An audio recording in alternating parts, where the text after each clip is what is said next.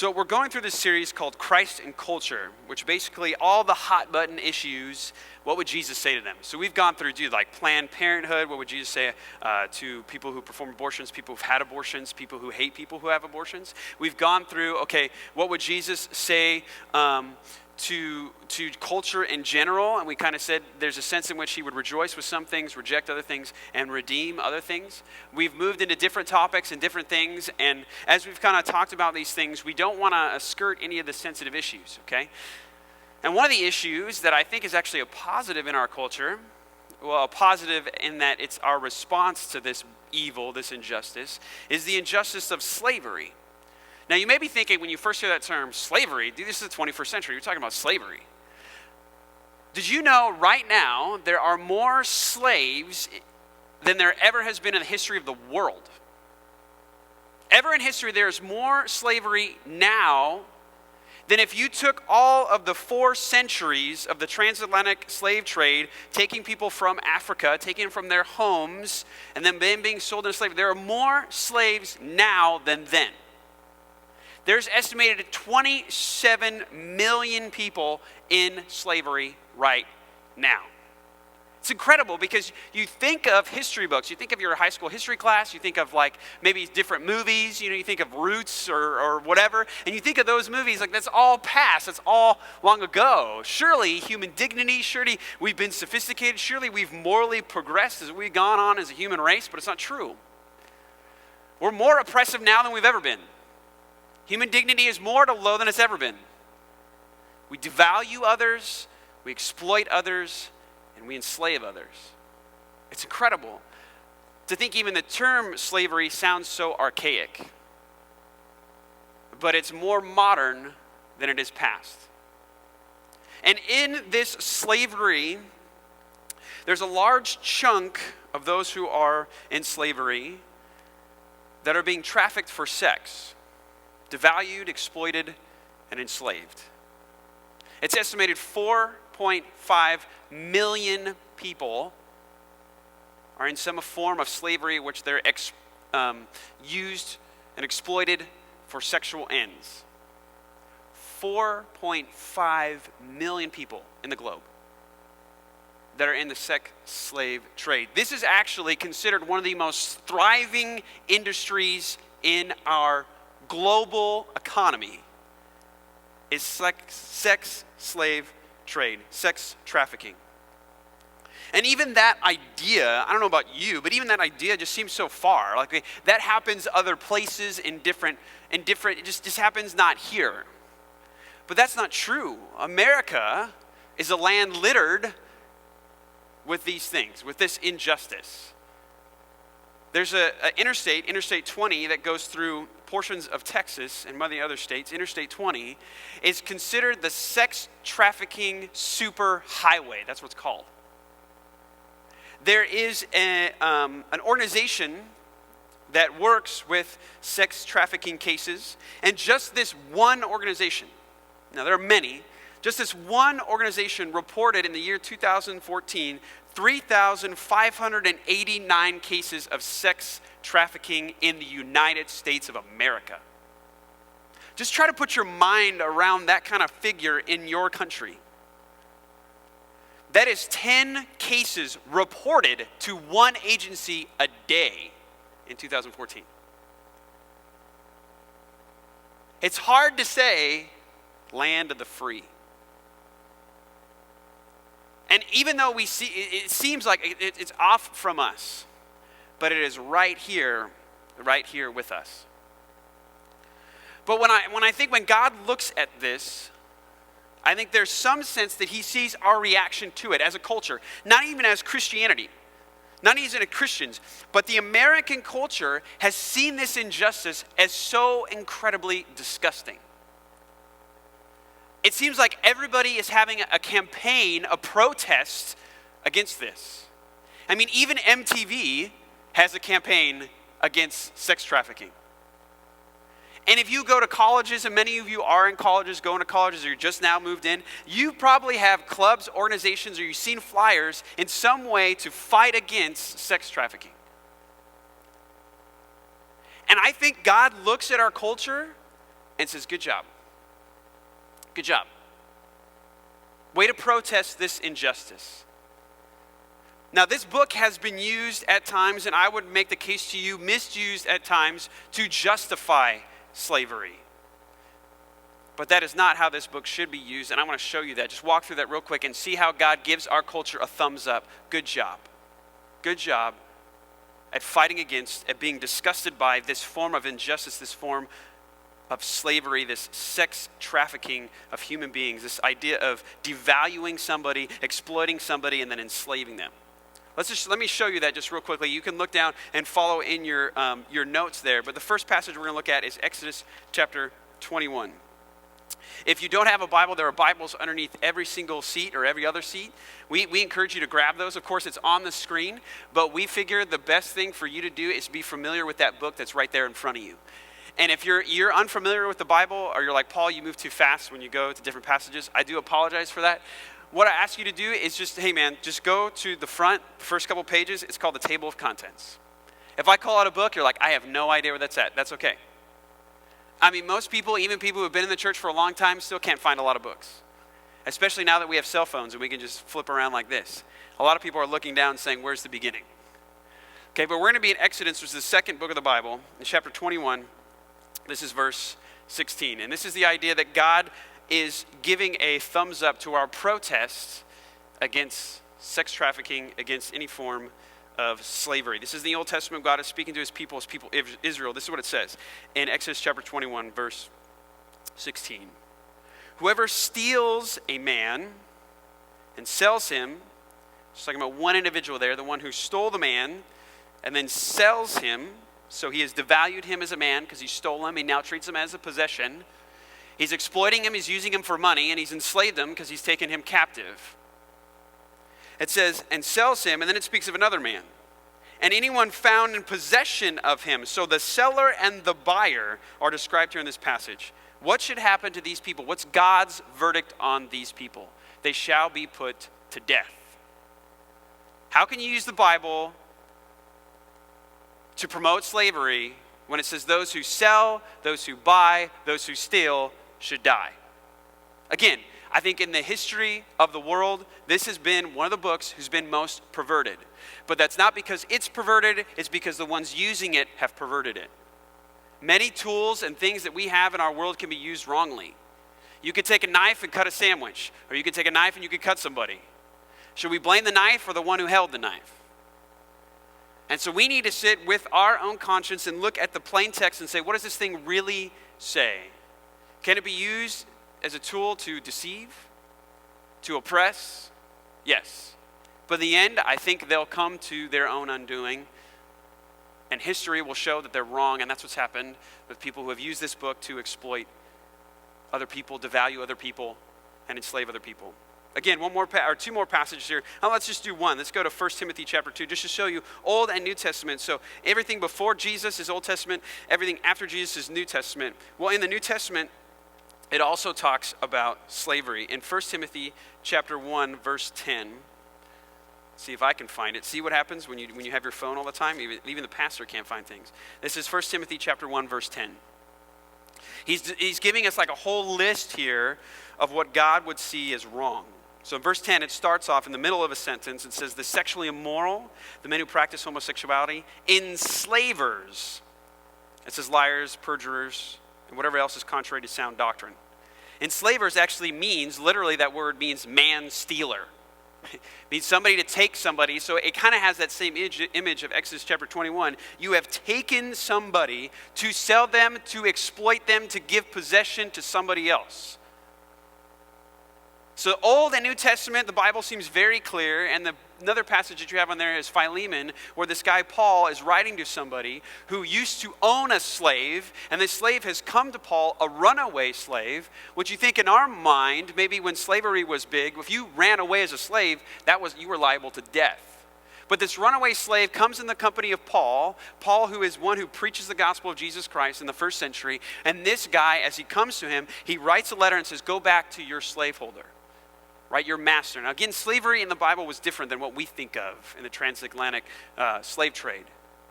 But he says, I want you to go back with this letter. And in the letter, we have the book of Philemon. In that letter, it says, you need to receive this guy as a brother, as an equal. So the Bible speaks against slavery, and it's in fact the Bible and biblical passages that were used to revolt and throw off the tyranny of slavery. So when God sees our culture, as we respond to those who are devalued, those who are exploited, and those who are enslaved, I think God gives us a huge thumbs up and says, good job. Good job. Problem is, I don't think that's all he says. When God sees the MTV campaign, when God sees the classes on the college campuses, when God sees people organize and get together and walk or try to maybe watch a documentary like Not My Life or Very Young Girls, I think is the other documentary. There's a ton of documentaries about sex trafficking.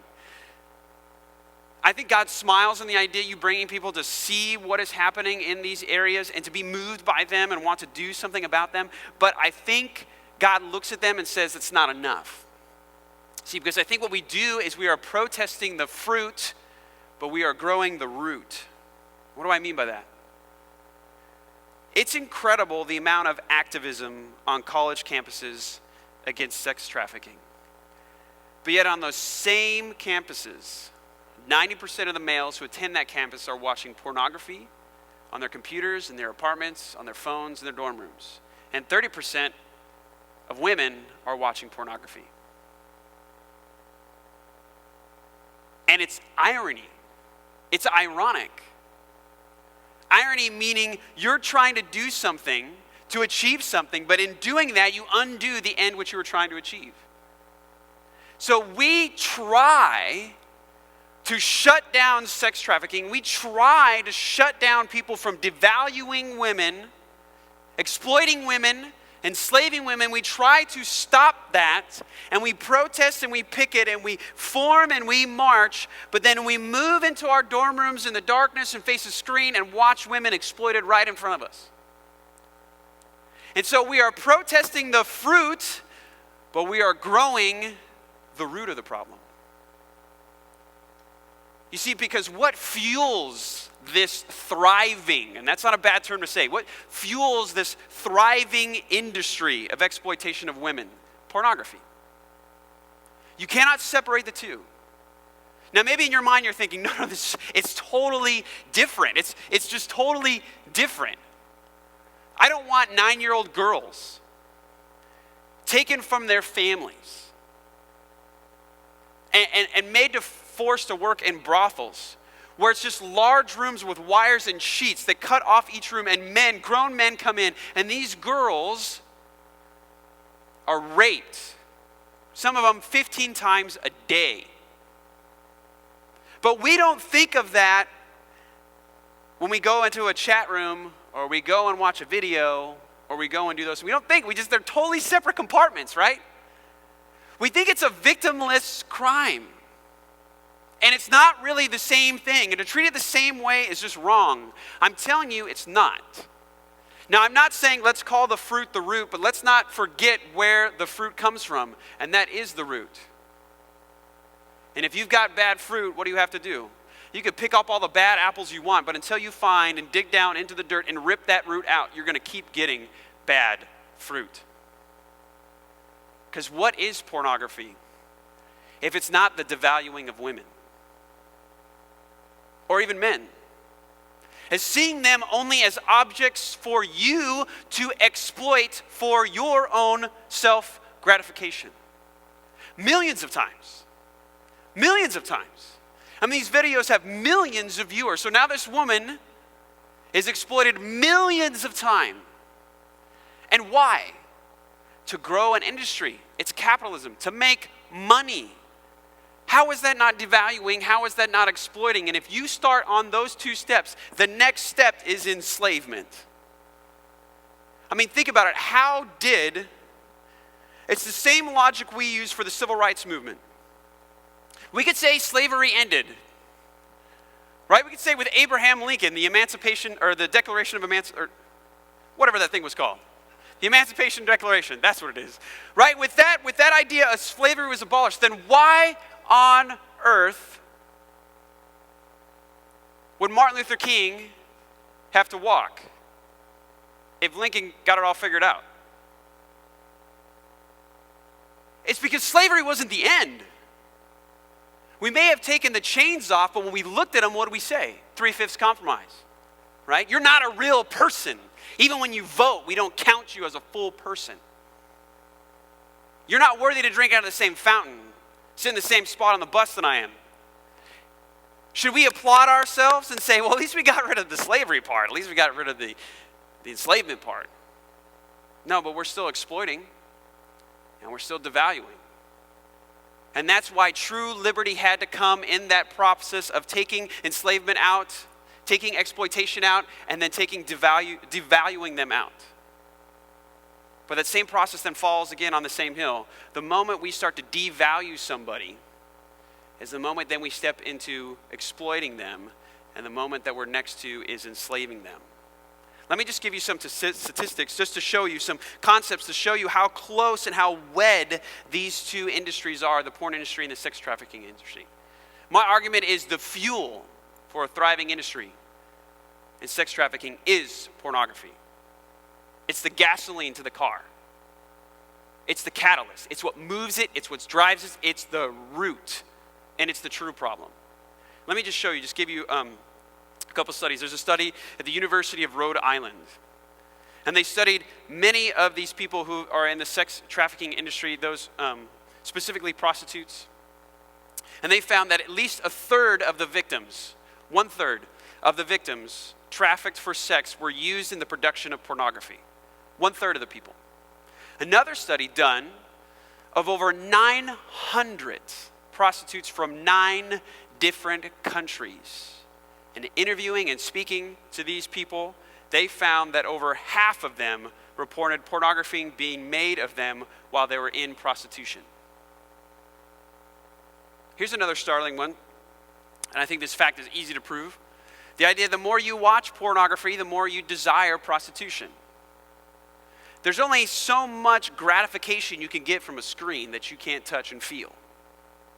Your screen isn't like warm. It doesn't feel like the human body. So there's a sense in which that desire wants to have more. And this is why, check this out, this is crazy to think about. That desire has to come to some more sense of fulfillment. And so where does the next step go? Prostitution. Check this out, this is crazy. A survey of prostitutes admitted this, 86% of them, 86% of these prostitutes interviewed said clients came in, showed them pornographic films and said, this is what I want. Like they were in Burger King ordering by number. There's no way you can divorce these two ideas. And I'm not saying that they're equal, but they are 100% wed. They are together. It's one and then the other. And if we are repulsed by the fruit, then where is the disgust for the root? I mean, if we want to revolt and we want to picket and we want to cry and just think, I can't even tell you, I didn't even share any of the stories that I read. I just couldn't. I couldn't walk through them. As I read of some of the stories, even a girl that was taken in Alabama and forced to work on the I-25, the Interstate 25, on the sex trafficking superhighway, as it's called. I couldn't stomach it. I got a little girl. I got a 5-year-old little girl.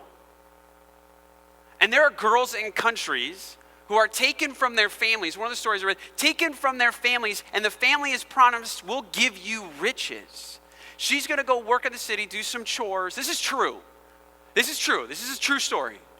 A man came, propositioned a family, and said, this girl, I think she was 9, gave her 10,000 rupees to this family. It's a huge sum. And said, more is coming. She's just going to do some chores in the city for me. Man was nice. He was clean. Convinced the mom. The girl was taken away. I mean, I couldn't remember the thousands and thousands of times she was raped when she was living in the brothel that she was in. And her family never saw any money. Not that that would make anything better. It makes you want to throw up. Right? It just disgusts you. But then we just step out of that and we step into a culture where women are 100% devalued. And all women are is how much cleavage can you show in the new Vogue magazine? Right? Or how much skin can you show on the red carpet? I mean, really, like how many movies do you watch? You think this chick is a terrible actor. She's only on there so they can show her flesh. Why is she not insulted by this? Does she not see she is basically a prostitute with clothes on? Why doesn't it in her mind kind of creep into her mind? I'm being devalued. I'm being exploited. Because I guarantee you, when you're not hot, when things are starting to wrinkle, they're not going to call you because you are a great actor. They're going to pick up somebody else who fits better in that swimsuit. How does that not disgust you? That disgusts me. And having a little girl, I never, ever want her to think that her worth is in how much she shows.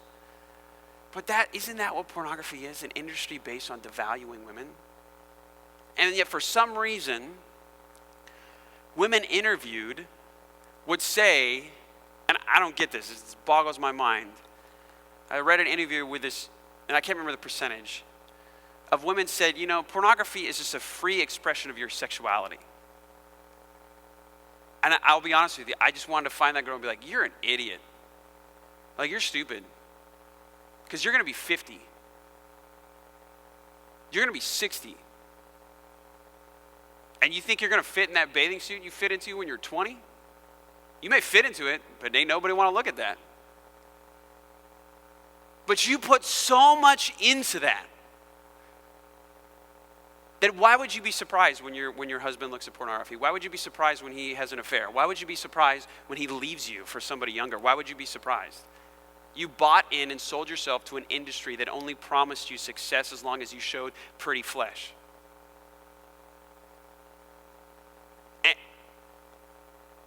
And that's the root of the problem. And so honestly, it's more, I don't know what you would call it. Societal fantasy, moral delusion, that we are feeding an industry that we protest against. We're not diminishing that industry by our protest. Not till we rip the root out. Well, what's God's answer to this? What's God's answer to this? And what the heck went wrong? What the heck went wrong? God's answer is, of course, God's truth. Check out Romans chapter 1. I think God wants us to not only protest the fruit, he wants us to rip out the root. He wants us to kill the root desire. Let me just show you this. I'm going to read you a couple of verses, but I just want to show you this, how this makes sense as the Bible unpacks this. Why is sexual devaluing of women, exploiting of women, enslaving of women, and even men, why is the sex trafficking industry and the pornography industry, why is it so pervasive and so successful? Why? It's because we've rejected God's truth. Let me show you Romans chapter 1, verse 21. Just look, the first thing they do is reject God's truth and then see what the consequences is. The first thing that happens. It says, Romans 1, verse 21. For although they knew God, they did not honor him. Again, they're rejecting God. Or give thanks to him. Again, rejecting God. But they became futile in their thinking, and the foolish hearts were darkened. So now they can't think right. You reject God, you can't think right, and your heart becomes darkened. Yet they, in verse 22, claiming to be wise, they became fools. They exchanged the glory of the immortal God, again, they're rejecting God, for images resembling mortal man. We became the idols, or birds and animals and reptiles. And look what God does. Look what the next consequence is from rejecting God and his truth. Verse 24, therefore God gave them up in their lusts of their heart to impurity, to the dishonoring of their bodies among themselves. Isn't it strange that like the first sin after rejection of God's truth is sexual immorality? Isn't that odd? But when you think about it, it's not that odd. Because God's first command to us had to deal with our bodies. When God creates Adam and Eve and he puts them together and he sees this beautiful woman, he's like, dude, this is so good. This is very good. It's the first time we get the term very good in the Bible. Every time he creates something, it's just good. It's like, that's good, that's good, that's good, that's good. And then he sees Adam and he's like, that's not good. No, but he says, that's not good for man to be alone. He puts them together and he says, this is very good. It's the only time he says very good. I mean, we're talking, he made the Himalayas. He created the cosmos, quasars, galaxies, black holes. Those are good. He puts man and woman together. That's very good. Isn't that crazy? He puts them together and then he tells them what to do. Because they're naked. They're looking at each other like, and it says they're not ashamed. They're naked, not ashamed. I don't know if that means he's yoked, you know? My picture, dude, I bet he's fat. I bet they don't care. But I don't know, that's a weird image of a weird guy, right? Not that I'm picturing Adam fat and naked, okay? I don't. It's like just conceptually. Now I gotta get that out of my mind. But he makes them. I'll edit that from the video. It won't go on YouTube. But he makes them, and then what does he tell them to do? Before he tells them, hey, I want you to tend the ground and do all that, he says, be fruitful and multiply and fill the earth. He says, hey, go have sex. Go have sex. I made you naked. I gave you that, and I gave her, you got all this stuff. Go have fun. And they're like, all right. And it's beautiful. And God calls it very good. But I think the very best things, the very good things when perverted are probably the worst things. Right? I mean, sexual intimacy is actually one of the things the Bible describes, that union, to be something that looks and pictures the gospel of Jesus Christ.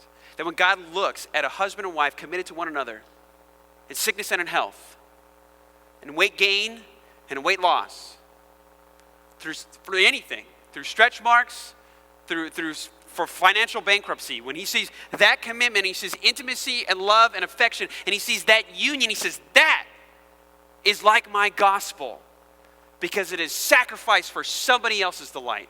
And that is sex. Sacrificing for somebody else's delight. The man seeking only to climax the woman, and the woman seeking only to climax the man. It's sacrifice for somebody else's delight, and that pictures Christ's sacrifice and coming to the cross, dying for our sins, coming back to life. Why? Not that he may gain, that you may gain. Sacrifice for delight. And he sees that, and it's beautiful. But what kind of picture is painted before the God of the universe when he sees sexual exploitation? The Bible tells us idolatry. He sees the worship of other gods. It's not strange that idol temples were often filled with sexual prostitutes. Women that were used and abused for the sake of worshiping an idol god. That's not strange that those two ideas were wed together in the first century and even before. See, we reject God's truth. And that's why at our root, we're wrong and we're dark, and the Bible would call us foolish. Because this is God's plan. This is God's truth for us. This is 1 Corinthians chapter 6. Very small verse, but a very profound verse. What was your body made for? It was made by God, designed by God. For what? 1 Corinthians chapter 6, verse 13. It says, food is meant for the stomach, and the stomach for food. Now, this is a phrase that the Corinthians were using kind of against Paul. And they were saying, hey, look, food, let's take this. The food is made for the stomach, and the stomach for food. So the idea was, hey, sex was made for the body, and the body for sex. The body was made for pleasure. That's what they're saying. And Paul is pushing away that argument. And this is what he says. He says, God will destroy both one and the other. The body is not meant for sexual immorality. It's meant for the Lord. The body is not meant for self-gratification. The body is meant for the Lord. The body is not meant so you can bring yourself to orgasm. Right? That your body is not meant for that. I know it's awkward, it's weird maybe to hear that in a church, but it's true. That's exactly what he's saying. The body is not meant for your self-satisfaction. It's meant for God's glorification. And so when we look at pornography, what do? More than devaluing women, we devalue what our own bodies were made for. And that's not to picture idolatry and sexual immorality, but that's to picture God, glorification, and sacrificing for the delight of somebody else. But check out the next phrase that he says. He said, God will destroy both one and the other. The body is not meant for sexual immorality, but it's for the Lord. And the Lord is for the body. Now stop here for a moment, because this is where we get tripped up. We say, wait a second, dude. And okay, I'm about to step into a very weird conversation. Can we all just be okay with this? Can we all let's like check out and be like, all right, I'm not going to say, Paul said all these words. Okay, we're about to step into a weird conversation. Are we okay with that? Everybody agreed? You got to agree with me or I ain't going to talk anymore. You're like, shut up. I ain't saying anything. Shut up. Okay, we got to do this, okay? I'm stepping into the... When it says that God is for the body, it means that your body was not only for his glorification, it means he knows exactly what's best for your body. And so entering in and saying, oh, you know who's really good at satisfying myself? Me. Right? This is the premise of masturbation. You know who's really good at satisfying me? Me. Me. And God says, your body's not made for sexual immorality. Your body is meant for God's glorification. Glorifying, picturing in the gospel, sacrifice of your joy for somebody else's delight. And masturbation does not do that. There's no sacrifice. That is all selfishness. And it's exploiting of somebody else if it's done before a screen. It's true. But God comes in and tells us, I am for your body. Do you know who knows your body better than you? Me. Right? The one who made it. Psalms 139 said, I wove you together in your mother's womb. I can weave DNA, bro. You think you know better than me? You can't even see your chromosomes. I made those things. X, Y, I figured that out. I made you. I created you. I know what's best for you. But we run in rebellion away from God's rules because we think God's rules are destroying our happiness when really what they're doing is protecting our happiness. It's like my son loves to run. He loves to run and run everywhere, and he loves to destroy things, intentionally and unintentionally. But he loves to run. Now, I let my son run. I think it's cool. I think it's fun. I like to watch him run. Wow, that was Dr. Seuss. But he likes to run. Sorry, a lot of Dr. Seuss growing up. He loves to run. Now, Paxton would love to run around in this parking lot every Sunday morning and just run around on the blacktop. But do I let him do that? No. No way. I see him running. He's having fun, usually with Aaron, right? Adrian's son. Because his son, man, you talk about running, that kid can run. And he doesn't stop. He just knocks whatever's in front of him down. A wall, a building, everything, right? And he runs. And it's cool to let your kid run. But the moment he gets to the curb and he gets to that parking lot where cars are, what comes out? A rule. Now, is that to kill joy? No, it's to prevent him from getting killed. It's protecting happiness and not destroying happiness. When I yell at my son, get away. Get out the parking lot. Come back to daddy. Paxton could think at that moment, but I want to run. I want to run. I know running is fun. I want to do it myself. And this is what we do with our bodies. When we take over our sexual satisfaction, is we say, I want to run. I want to watch what I want to watch. I want to do these things. I want to participate in these things. I know better. Seriously? You're talking to the creator of the universe. But that's what we're saying to him. We may not say it verbally, but it's the thought in our mind, the presupposition before the action is, I know better. And you don't. You don't. God is saving you. Let me show you what he's saving you from. Proverbs chapter 7. It's one of my favorite passages, especially when I was doing student room ministry. I actually put this passage on a shirt when I was doing student ministry because all my kids would want to hook up at camp. I don't get it. Like if you go to church, I don't know if you grew up in church and you always go to like camps. Like this, she laughed over there. It's true. Like you go to a camp and there's all these Christians and they're trying to, be pure and all that stuff. And they got the purity rings. They go to camp and it's like some boy from Texas. Like, you're in California. Like, I fell in love, Pastor Paul. I'm like, you're about to fall down the mountain, And like, so I made this shirt. I made this campaign. I still have the shirt and I should have brought it, but I just didn't. There's a shirt I made. And I used to sew in these shirts because I was punk rock back then. And it has a girl. And she's, a stick drawing. She's got a little, skirt, like a triangle, stick. And then she's got a bow. So it looks like a girl. Well, that's my vision of a girl in stick form. And then it's got a no smoking sign, like a circle and a thing right there on top. And it says, say no to camp girls. Okay? That's what it says. And under this passage, and under this is, I was a weird youth pastor. I'm still a weird pastor, okay? This is the verse that we chose, my guys chose to put under their shirt. Okay, they didn't choose, I gave it to them and they put it on there. This is Proverbs chapter 7. This is the passage that we put on our shirts when we went to camp. Sorry, things are falling. Verse 21 says this, of Proverbs chapter 7. With much seductive speech, she persuades him. With her smooth talk, she compels him. All at once he follows her, as an ox goes to the slaughter, or a stag as it is caught fast. Bam! That's my church. That's what we did.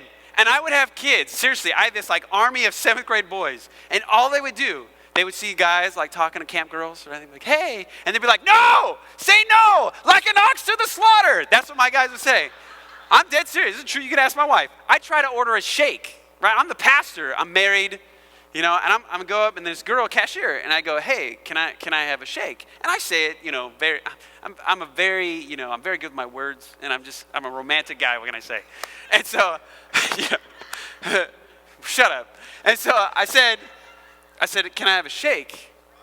And my guy runs in and goes, hey, say no to camp girls, like an ox to the slaughter. And I'm like, look at this girl. And she's like, what is wrong with you? I'm like, it's their youth pastor. He is a jerk. I don't know. But what is God saving us from? Right? And it's not camp girls. Let's just keep reading. He's talking about the adulterous woman. He's talking about the seduction. He talks about later how this woman has honey on her lips. But look at what he says. With much seductive speech, she persuades him. With her smooth talk, she compels him. All at once he follows her. As an ox goes to the slaughter, or a stag it is caught fast, till an arrow pierces its liver.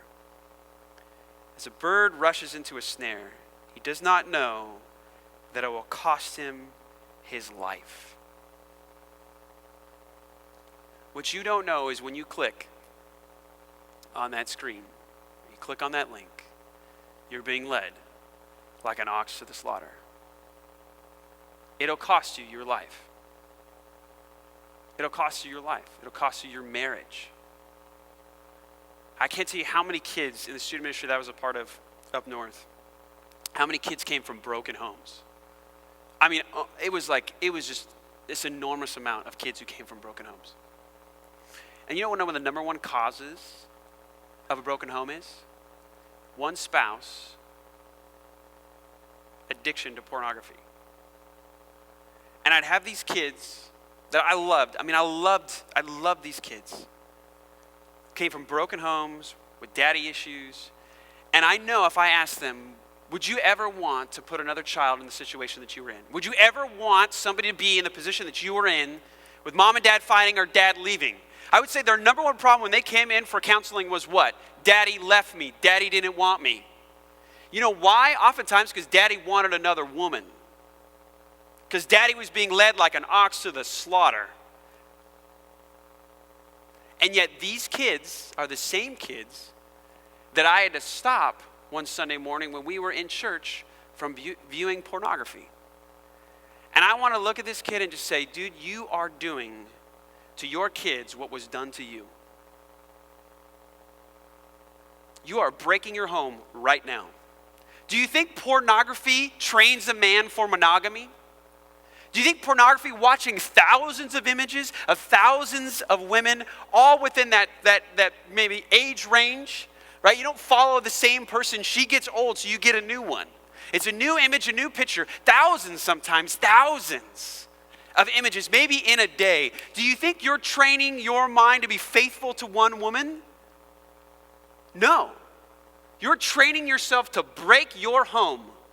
You're training yourself, you may have daddy issues, you're training your kids to have daddy issues because you can't keep your mind fixed on one woman. And so you're led. And it says she's got honey on her lips. And she seduces you. It talks about the linens that she has on her bed are from Egypt. It looks good. But you are like a dumb ox led to the slaughter. And this is the root of our problem. This is the root of our problem.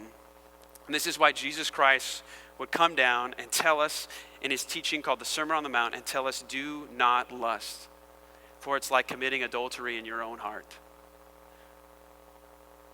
Does God want to kill your joy? Does he want to destroy your happiness? No. Think about the cross.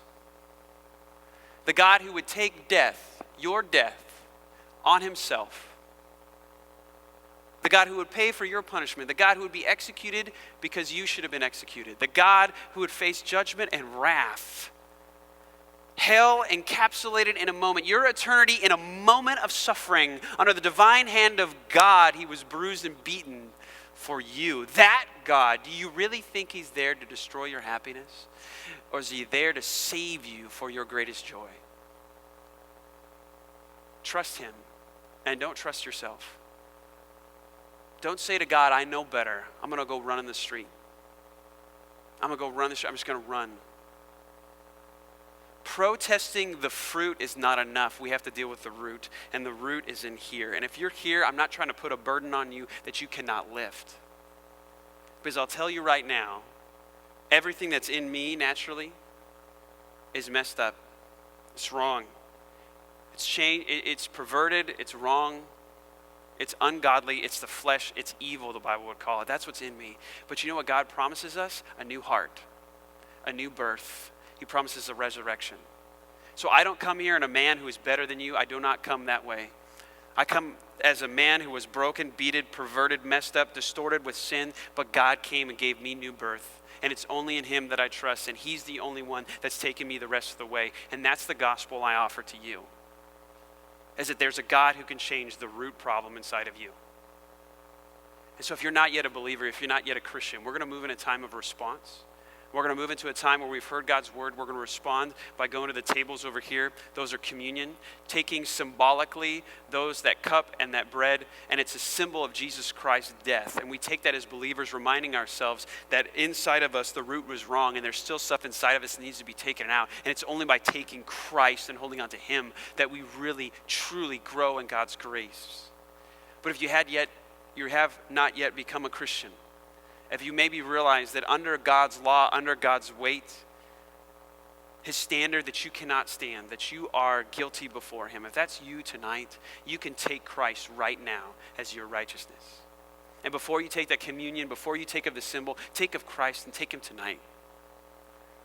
And so as a time of response, we're going to sing, and so I'm going to invite you to stand as the band comes out, and we're going to sing. There's going to be some leaders right back here on these black curtains. If you need prayer or you want to talk to somebody about becoming Christian, you want to talk to somebody about saying, hey man, I need to confess that I am being led like an ox to the slaughter, that I just go in weekly, monthly, whatever it is. I just go into that, and I'm going to be undone. I am lost.